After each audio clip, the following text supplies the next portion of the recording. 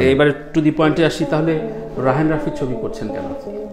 ও তার মানে এটা নয় কিন্তু যে আমি ডিফার করছি না। তুফান সিনেমায় চঞ্চল চৌধুরীর নাম অফিসিয়াল ভাবে ঘোষণা এসেছে।